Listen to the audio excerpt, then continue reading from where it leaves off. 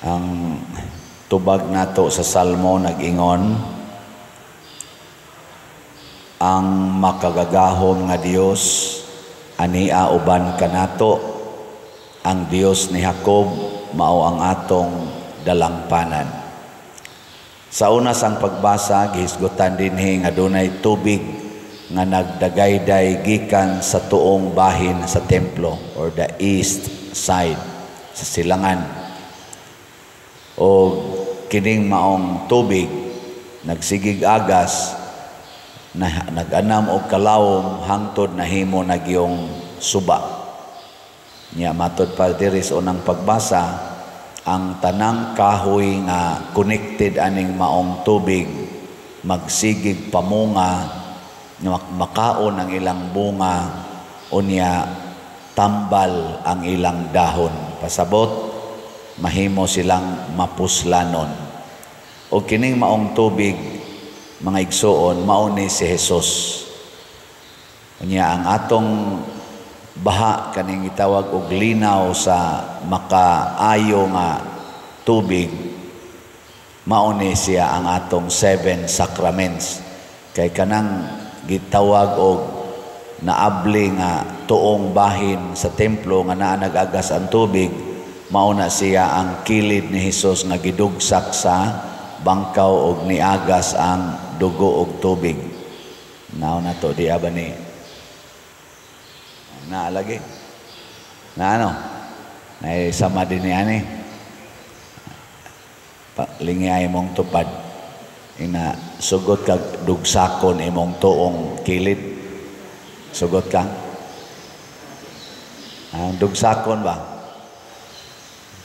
Okay ni mo? Dili. Wa mo'y ayong. Pagbunyag nato, muratag mga kahoy nga gitanom diha ni ining maong sapa. Kay niambit naman ta sa nagbaha nga grasya sa kilid ni Jesus. Ako nang gikaingon, mao ni ang 7 ka sakramento. Nga ang unang sakramento mao ang bunyag. Mo nang matanom na tadiha nya expected sad ta nga mubaha sa tangadto sa uban samas mga kahoy nga nagtubo didto nga magsigig pamunga, mamunga sa doon tatag mga bunga nga makaayo sa atong isig katao o mahimong tambal ang atong kinabuhi ngadto sa uban. Sa ato rong mga politisyan sa Team Marcos, Team Duterte, mao man ni ang atong major nga mga team sa politika karon. Kinsa Manila ang dunay bunga nga naghatag og kaayuhan sa mga tao, ang Team Marcos o Team Duterte? Ay lagtubag, di alas inyong kasing-kasing. Unya, human, og mamili tag kandidato, manaa mas Team Marcos or Team Duterte, kinahanglan nga atong pilion kadtong naghatag og maayong bunga, kanabang nakalipay natong mga Filipinos, dili makasubo. Pero di man gyud maingon malipay ang tanan, at least ang kinabag-an. Nya unsaon man pagkalipay sa kinabag-an, basta ang atong leader, masimbahan man o maggobyerno, muatiman gyud sa nanag-antos kaning labing ubos. Muna si Kristo man ang ato sang model, siya ang tubig, pero siya sa dang atong model sa dihang nagpakatao siya, isip atong leader.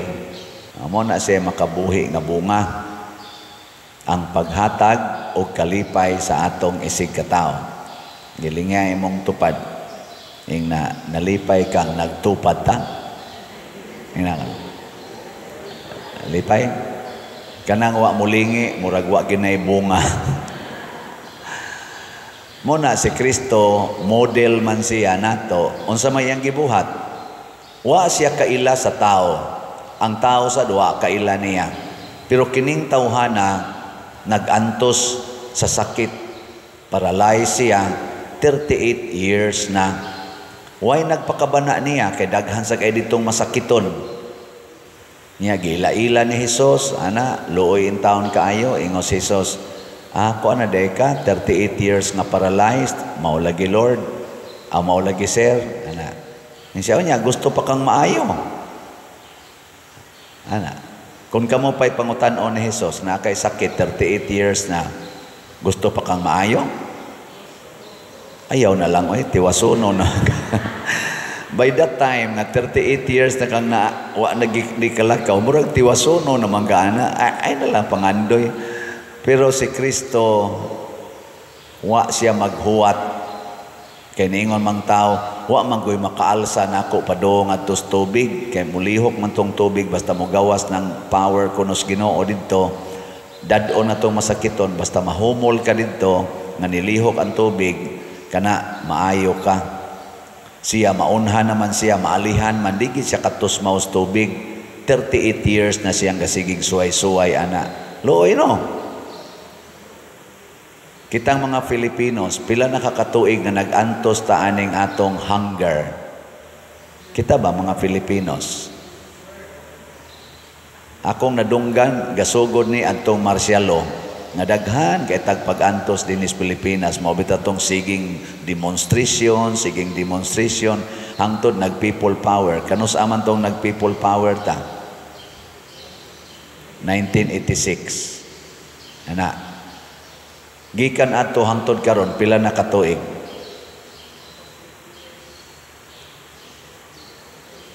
Kamulay kwenta dia. Sobra na 38 years oy.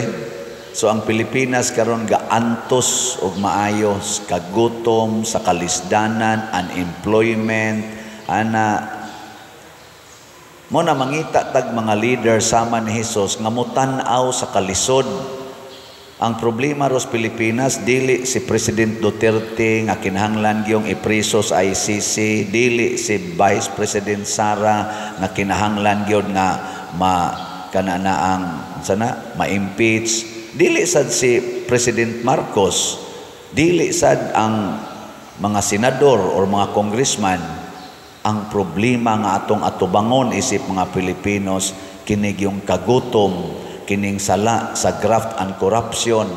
Karon kanina sa mga terorista, mga NPA gipamatay ang mga tao na sad i-video pa naaroy bagong video nga ilang gipangpatay ang mga sundao, mga kafgo ba to, ilang gipangpatay gi-videohan unya gi-upload na agyod na ang ilang mga naong ambot og ipatawag ba ka na sa sana quadcom ba na.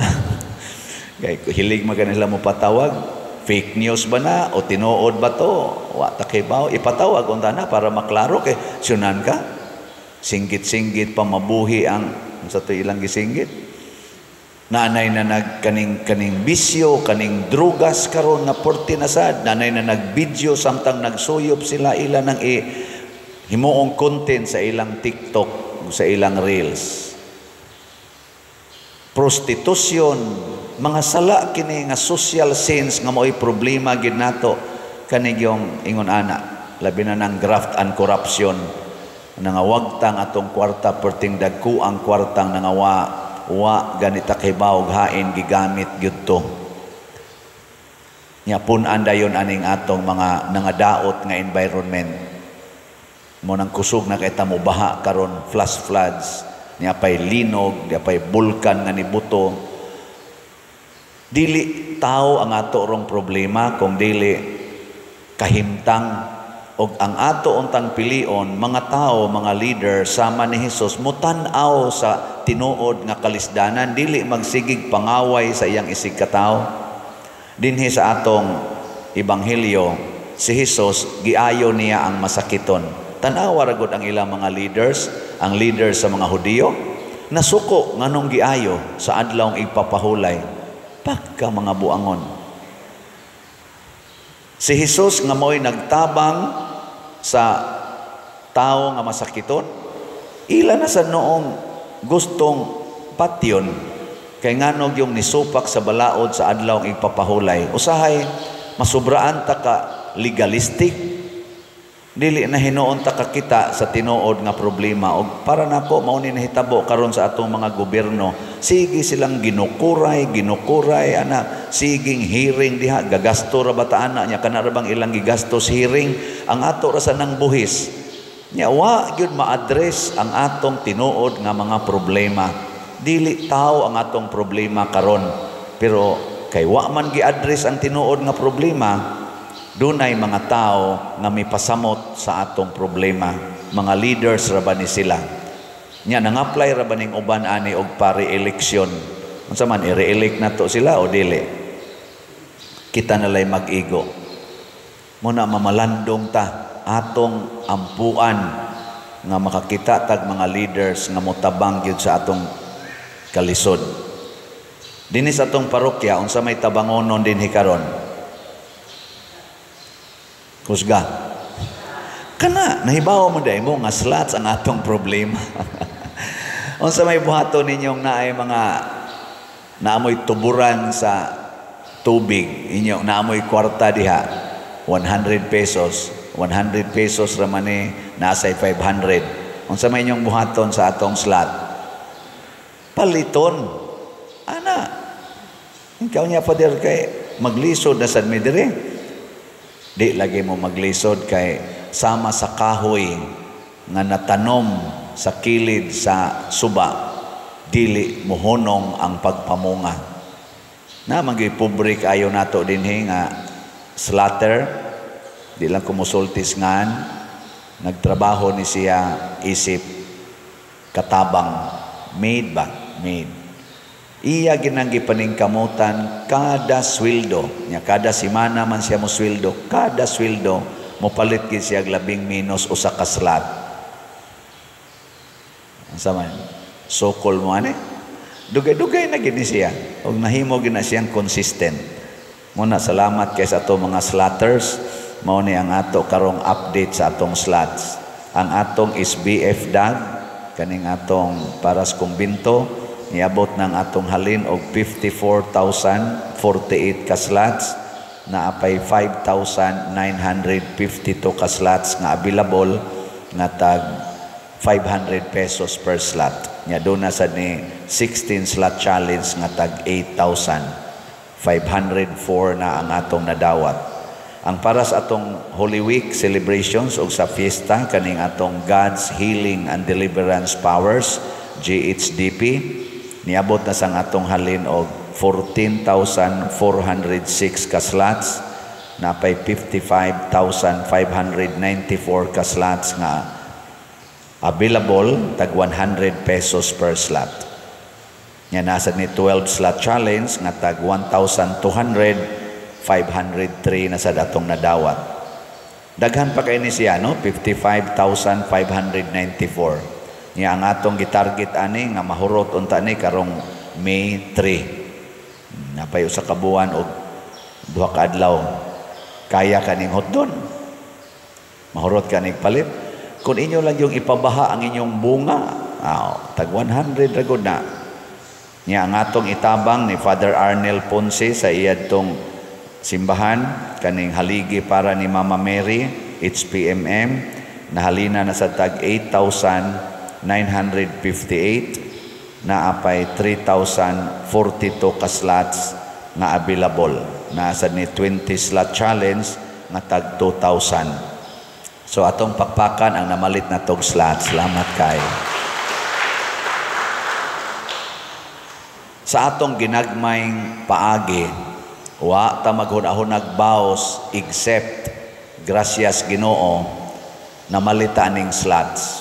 Nakahimo tag daghang mga nindot nga activities, nakapakaon tag daghang mga pobre, gani natukuran na tog balay ang ubay-ubay gyud nga mga pobre nga way hapit balay tungod ni sa atong pag-ambit sa healing water of Jesus. Unsaon man nato ni pagpadayon, atong tan-awon kanunay ang panginahanglan sa atong isig katao. Dili ta magsigig tan-aw sa atong personal nga mga panginahanglan. Muna si Jesus wa magpasikat, ni exit gani siya, nya niingon dayon siya sa kaning tao nga naayo pag ikaduha nilang kita, ayaw na pagpakasala. Kay ang sala maoy babag sa atong pagduol, pag-ambit sa tubig nga makabuhi. sala. Munang dunay ni first communion nato karon o ni first confession si wako kailaan limot ko Maria. She is growing in Dubai. She cannot speak Cebuano but can understand a little. Pero she, with her family, very interested to be fully in communion with Jesus. That's why she sought to confess and to take First Communion this morning. So let's give her a round of applause. Thank you, Maria. And from then on, we hope na she will also impart to other people the graces, the way we also impart our graces to others as we continue communing Jesus in this Eucharistic celebration. Kaning atong pag-ambit ni Kristo dinhi, sama unta ta sa mga kahoy nga gitanom diha sa tubig sa Ginoo, mamunga tangadtos uban. Usa ni ana pagpamalit og slots. Ikaduha ang pagpili og mga nasudnong leaders karong panahon sa eleksyon. Sa Dios non gyud nga pagpili. Di ta magpadaog ang mga kwartang ipanghatag, dili ta magpadala ang mga influensya nila sa atong kinabuhi. Tan-aw nato unsay ilang gihimo para sa atong nasod. Unsa sila ka